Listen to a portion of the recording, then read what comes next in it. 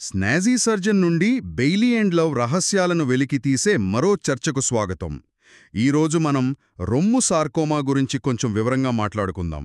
ఇది చాలా అరుదుగా కనిపిస్తుంది కదా? అవును, కార్సినోమాలతో పోలిస్తే చాలా అరుదు, కానీ మన ప్రాక్టీస్లో తెలుసుకోవడం ముఖ్యం. కరెక్ట్. ఎందుకంటే ఇవి రొమ్ములో ఉండే మెసెన్కైమల్ కణజాలం నుండి వస్తాయి. అంటే డీనోవోగా పుట్టుకొస్తాయి అంటారు. అవునండి, ఇవి సాధారణ ఎపిథీలియల్ క్యాన్సర్లకు భిన్నంగా ఉంటాయి.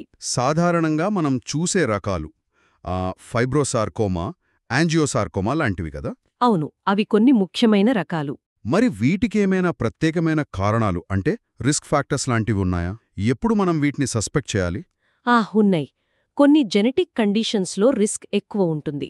ఉదాహరణకి లీఫ్రామినీ సిండ్రోమ్ అంటే P53 మ్యూటేషన్ ఉన్నవారిలో. ఓ, లీఫ్రామినీ. అవును, అలాగే న్యూరోఫైబ్రోమాటోసిస్ టైప్ 1 ఉన్నవారిలో కూడా కొంచెం రిస్క్ ఎక్కువ. ఇవి కాకుండా వేరే ఫ్యాక్టర్స్ కూడా ఉన్నాయి. అంటే ఎక్స్పోజర్స్ లాంటివా? కరెక్ట్.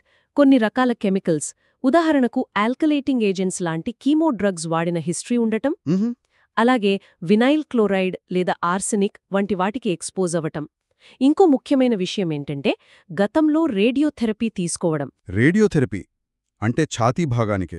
అవును, ఛాతికి రేడియేషన్ తీసుకున్న వాళ్లలో, ముఖ్యంగా హాడ్కిన్స్ లింఫోమా లాంటి వాటి ట్రీట్మెంట్ కోసం తీసుకున్న తర్వాత చాలా ఏళ్లకి ఇవి డెవలప్ అవ్వచ్చు. అంటే లాంగ్ టర్మ్ ఎఫెక్ట్ అన్నమాట. అంతే. అలాగే దీర్ఘకాలికంగా చేయి వాపుతో బాధపడేవారిలో, అంటే క్రానిక్ లింఫ్డీమా, ముఖ్యంగా మాస్టెక్టమీ తర్వాత స్ట్యూవర్ట్ ట్రేవ్స్ సిండ్రోమ్ అంటారు కదా? అవును, స్ట్యూవర్ట్ ట్రేవ్స్.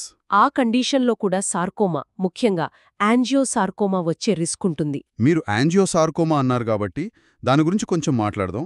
ఇది అన్ని రొమ్ము కణుతుల్లోకే చాలా అగ్రెసివ్ అంటారు కదా? అవునండి, యాంజియోసార్కోమా చాలా చాలా అగ్రెసివ్ ట్యూమర్. ఇది రక్తనాళాలు లేదా లింఫ్ నాళాల లోపల ఉండే ఎండోథీలియల్ కణాల నుంచి వస్తుంది. Endothelial origin? ఎగ్జాక్ట్లీ. దీనికి మనం ఇందాక అనుకున్నట్టు మునుపటి రేడియోథెరపీకి చాలా స్ట్రాంగ్ లింక్ ఉంది. పోస్ట్ రేడియేషన్ యాంజియోసార్కోమా అంటారు కదా? అదే. సాధారణంగా రేడియేషన్ తర్వాత ఒక 5 నుంచి 10 ఏళ్ల మధ్యలో ఇది బయటపడొచ్చు. ఓకే. దురదృష్టవశాత్తు దీని ప్రోగ్నోసిస్, అంటే రోగం తగ్గే అవకాశాలు చాలా తక్కువగా ఉంటాయి. చాలా పువర్ ప్రోగ్నోసిస్. అంటే చాలా వేగంగా వ్యాపిస్తుందా? అవును, లోకల్గానూ అలాగే దూర ప్రాంతాలకు, అంటే మెటాస్టాసిస్ కూడా చాలా త్వరగా జరుగుతుంది. ఊపిరితిత్తులు, లివర్, బోన్స్కి స్ప్రెడ్ అయ్యే ఛాన్స్ ఎక్కువ. అంటే ఒక పేషెంట్కి గతంలో రేడియేషన్ ట్రీట్మెంట్ అయ్యింది, కొన్ని ఏళ్ల తర్వాత రొమ్ములో ఏదైనా కొత్త మార్పు, స్కిన్ మీద గాయం లాగానో గడ్డలాగానో వస్తే మనం రికరెన్స్ లేదా కొత్త ప్రైమరీ కార్సినోమానే కాకుండా యాంజియోసార్కోమా అయ్యే ఛాన్స్ కూడా గట్టిగా ఆలోచించాలన్నమాట. ఖచ్చితంగా. అది చాలా చాలా ఇంపార్టెంట్ పాయింట్. పోస్ట్ రేడియేషన్ పేషెంట్స్లో స్కిన్లో ఏ చిన్న మార్పు వచ్చినా, రంగు మారినా, చిన్న బంప్స్ లాంటివి వచ్చినా లేదా మానని పుండు లాంటిదున్నా దాన్ని తేలిగ్గా తీసుకోకూడదు. సరే.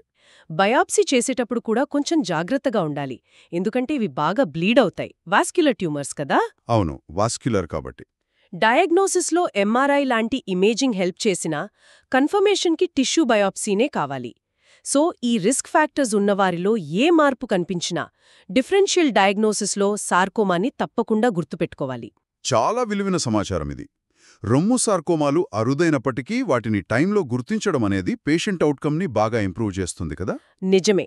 ముఖ్యంగా హై రిస్క్ గ్రూప్స్లో మన అప్రమత్తత చాలా అవసరం. ఈ వివరాలు మాతో పంచుకున్నందుకు ధన్యవాదాలు. మీక్కూడా.